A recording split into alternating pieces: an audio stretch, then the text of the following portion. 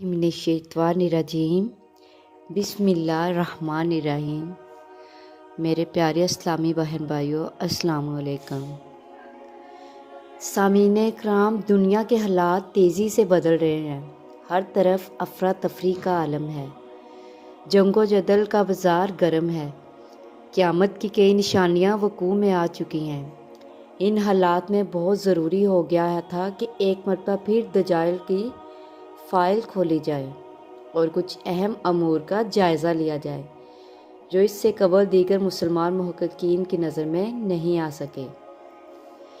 ज़िक्र दज्जाल से कबल ज़रूरी है कि अलामात क़यामत में से उन बड़ी अलामात की जांच पड़ताल कर ली जाए जो अब तक वकूअ में आ चुकी है, ताकि इस बात का अंदाज़ा हो सके कि दज्जाल का ज़माना कितना नज़दीक आ पहुँचा है। इन अलामात में रसूल सल्लल्लाहु अलैहि वसल्लम की बासत, शक्ल कमर का वाक़या, खिलाफत राशिदा का क़याम, जंग सफ़ीन और मलूकियत का दौर वगैरह अलामात क़यामत हैं जो आज तारीख़ का हिस्सा बन चुकी हैं। इनके अलावा चंद अहम वाक़यात जो ज़हूर में आ चुके हैं: फितना तातार, हुजाज में एक बहुत बड़ी आग, 6 बड़ी अलामात क़यामत की पेशगोई, ये सब क़यामत की निशानियों में से है। और मगरिब की अंधी तकलीद जो कि हम सब का फैशन बन चुका है, ये सब क़यामत की निशानियों में से है। अब चलते हैं दज्जाल के तरफ कि दज्जाल क्या है। क्या ये एक फितना है या एक दौर का नाम है या किसी आदमी का नाम है? दज्जाल कौन है? दज्जाल के बारे में मुसलमानों में मुख्तलिफ राय पाई जाती है। एक ग्रोह का ख्याल है कि दज्जाल फिल वाक़या एक आदमी ही होगा, जबकि दूसरे ग्रोह का ख्याल है कि दज्जाल किसी आलमगीर निज़ाम को ज़ाहिर करता है। आखिर दज्जाल कौन है? सबसे पहले तो हमें ये फ़ैसला करना होगा कि दज्जाल कौन है।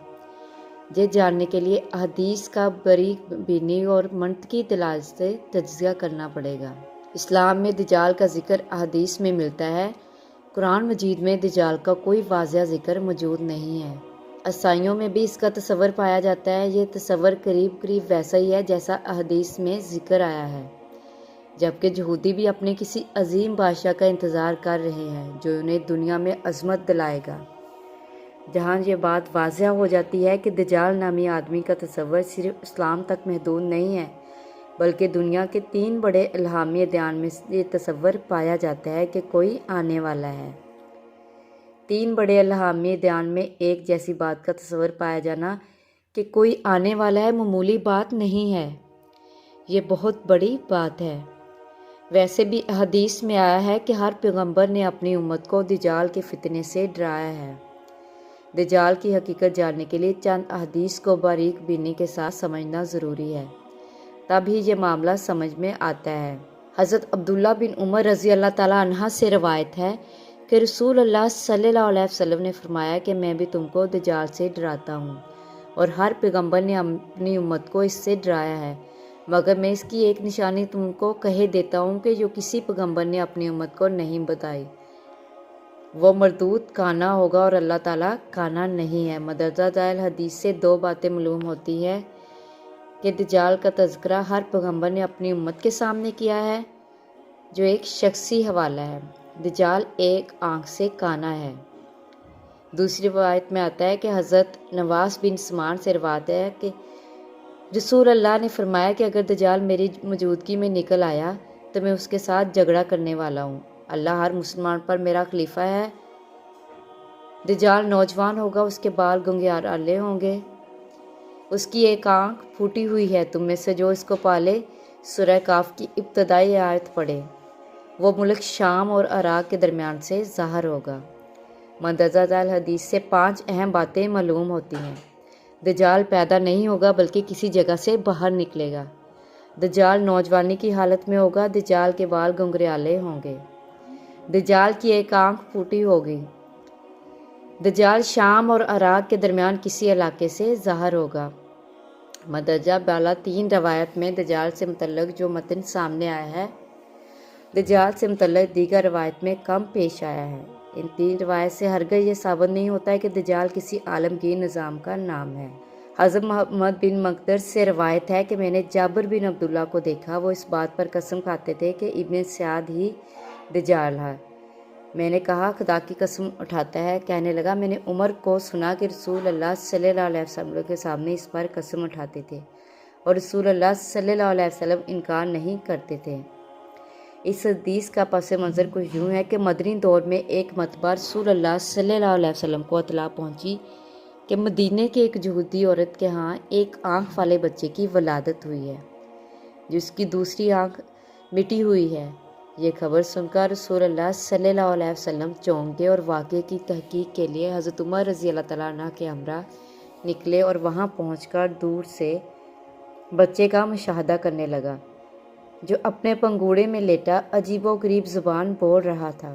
حضرت عمر رضی اللہ تعالیٰ عنہ نے رسول اللہ صلی اللہ علیہ وسلم سے اجازت مانگی کہ اسم ختم کر دیا جائے، مگر رسول اللہ صلی اللہ علیہ وسلم نے کہا کہ اگر یہ دجال نہیں ہے تو بلا وجہ کسی کی جان نہیں لینی چاہیے، اگر یہ دجال ہی ہے تو نہیں مرے گا۔ بعد میں واپسی پر حضرت عمر رضی اللہ تعالیٰ عنہ بار بار قسم کھاتے تھے کہ باخدا یہی دجال ہے، اور اس پر رسول اللہ نے خاموشی اختیار کی، حضرت عمر کی بات پر انکار نہیں فرماتے تھے۔ اسی وجہ سے کہا جاتا ہے کہ دجال ابن سعد ہی ہے۔ اللہ تعالیٰ نے انسان کو زمین پر بھیجنے کے بعد انسان کی اصلاح کے لیے مسلسل انبیاء کرام بھیجے۔ جس طرح انبیاء کرام دنیا میں آتے رہے ہیں، بالکل اسی طرح ابلیس کے ولی بھی دنیا میں مسلسل آتے رہے ہیں۔ ہر پیغمبر نے اپنی امت کو اس فتنے سے ڈرایا ہے کہ یہ ابلیسی اولاد کی جانب سے انسانیت کے اوپر آنے والا آخری بڑا فتنہ ہوگا جو نہ جانے کتنے ہی انسانوں کو دوزخ کے منہ میں دھکیلے گا۔ حضرت عبادہ بن صامت سے روایت ہے کہ رسول اللہ نے فرمایا کہ میں نے تمہیں دجال سے متعلق خبر دی ہے۔ دجال ٹھگنے قد کا، مڑے ہوئے بالوں والا اور کانا ہے، اس کی ایک آنکھ مٹی ہوئی ہے، نہ ابری ہوئی نہ اندر کو دسی ہوئی ہے۔ اگر پھر بھی تم کو شک پڑ جائے تو یاد رکھو کہ تمہارا رب کانا نہیں ہے۔ دجال کے جو حالات بیان کیے گئے ان کے تجزیے سے اندازہ ہوتا ہے کہ شاید دجالی دور شروع ہو چکا ہے۔ وہ انتہائی ظالم اور بدکار حکمران ہوگا، ہر جگہ حق و سچ کی مخالفت کرے گا، اس کے پاس معجزانہ طاقتیں ہوں گی اور اپنے اقتدار کا بدترین استعمال کرے گا۔ اس کے پاس مشرق سے مغرب تک سفر کے لیے ایسی سواری ہوگی، وہ ایک دن یا اس سے بھی کم وقت میں سفر طے کرے گا۔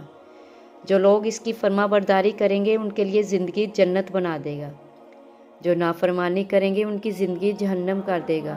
اسلام کا سب سے بڑا دشمن ہوگا، وہ ہر جگہ سچے مومنوں کو قتل کرے گا اور اپنے خدا ہونے کے ثبوت میں مردوں کو زندہ کر کے دکھائے گا۔ اس کے سر کے بال گنگرالے ہوں گے، اس کی سواری ایک بہت بڑا گدھا ہوگا جس کے کانوں کا درمیانی فاصلہ 60 فٹ ہوگا۔ حضرت ابو ہریرہ سے روایت ہے کہ رسول اللہ صلی اللہ علیہ وسلم نے ارشاد فرمایا، دجال ایک سفید گدھے پر نکلے گا، اس کے دونوں کانوں کے درمیان فاصلہ 70 کلاوے ہوگا۔ اندازہ ہے کہ یہ گدھا کوئی تیز رفتار جیٹ طیارہ ہوگا۔ پہلے اس کا ظہور شام اور عراق کے درمیان کسی علاقے میں ہوگا، وہاں نبوت کا دعویٰ کرے گا۔ اس کے بعد اصفہان ایران آئے گا، اصفہان کے 70,000 یہودی اس کے تابع ہوں گے۔ حضرت ابو ہریرہ سے روایت ہے کہ رسول اللہ صلی اللہ علیہ وسلم نے ارشاد فرمایا، اصفہان کے 70,000 یہودی دجال کی پیروی اختیار کریں گے، ان کے سروں پر سیاہ چادریں ہوں گی۔ مندرجہ حدیث سے واضح ہوتا ہے کہ پہلے دجال کا ظہور کس روپ میں ہوگا۔ دجال پر کئی برس تحقیق اور غور و فکر کرنے کے بعد اس نتیجے پر پہنچتے ہیں کہ دجال ایک بلند پایا صوفی کے روپ میں ظاہر ہوگا، لوگوں کو ایسی کرامتیں دکھائے گا کہ لوگ اندھا دھند ایمان لے آئیں گے۔